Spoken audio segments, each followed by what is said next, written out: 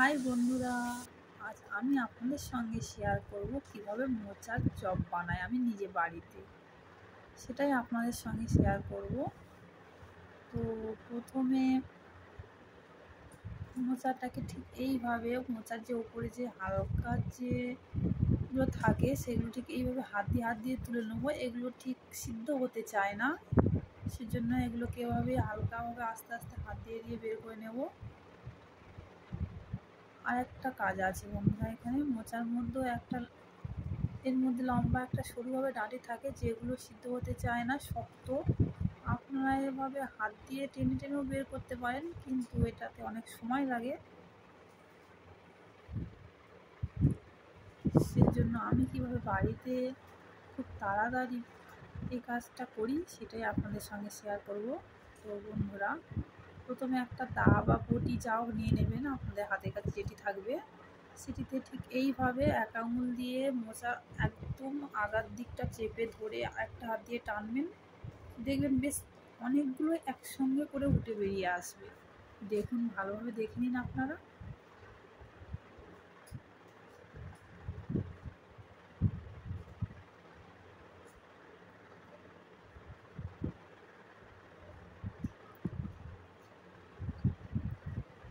তো তারপর আমি মোচাগুলোকে টুকরো টুকরো করে কেটে নেব। এই যে কেটে নিয়েছি। যেহেতু আমি মোচাগুলোকে সেদ্ধ করব, সেহেতু এরকম বড় থাকলেও কোনো অসুবিধা নেই। তো যতক্ষণ মোচা সিদ্ধ হচ্ছে ততক্ষণ আমি বেসনটা মেখে নেব। এর মধ্যে দিয়ে দেবো হলুদ গুঁড়ো, লঙ্কার গুঁড়ো, স্বাদ মতো নুনটা আপনারা আপনাদের মতো দেবেন। দিয়ে দেবো একটু জিরে গুঁড়ো, দিয়ে বেসনটাকে ভালোভাবে মাখিয়ে নেব। পরিমাণ মতো জল দিয়ে আপনারা এদিকে বন্ধুরা দেখুন মোচা সিদ্ধ হচ্ছে। যেহেতু মোচা সিদ্ধ হয়ে গেছে, মোচা ওরমই থাক। আর এদিকে দেখুন বন্ধুরা, হচ্ছে ঢেঁড়স আলু ভাজি। তো বন্ধুরা, আমি মোচার জলটা ছেঁকে নিয়েছি। এর মধ্যে দিয়ে দেবো হলুদ গুঁড়ো, কাঁচা লঙ্কা কুচি। যেহেতু আমাদের বাড়িতে সবাই কাঁচা লঙ্কা খেতে পছন্দ করে, সেই জন্য আমি অনেকটা পরিমাণে দিচ্ছি। আপনারা আপনার এই স্বাদ মতো দেবেন।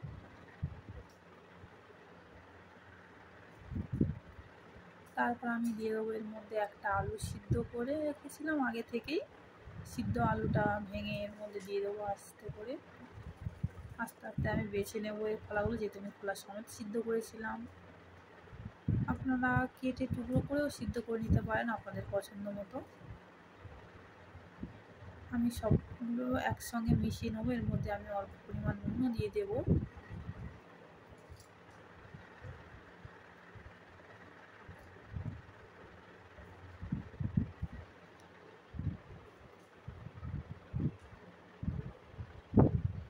তো বন্ধুরা, আমি এবার মেখে নেবো সবগুলো একসঙ্গে।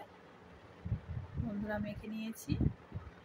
এবার এটাকে ছোট ছোট করে হাতের আকারে ছোট ছোট বলের মতো শেপ দেবো, যাতে আমি এটাকে পরে চপের আকারে নিয়ে আসতে পারি। তো বন্ধুরা দেখে নিন, আপনারা এইভাবেই শেপ দেবেন আপনারা।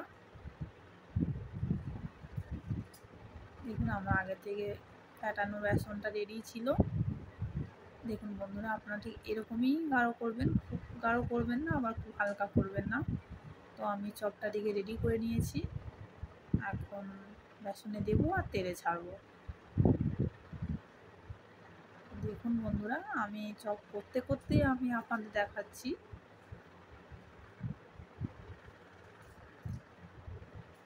বন্ধুরা, চপটা কতটা ক্রিস্পি লাগছে দেখতে।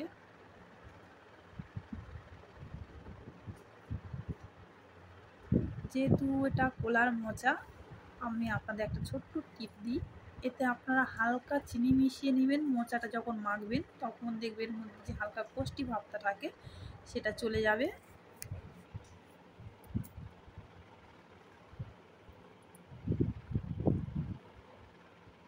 মোচার চপটা কিন্তু খেতে খুব সুন্দর হয়।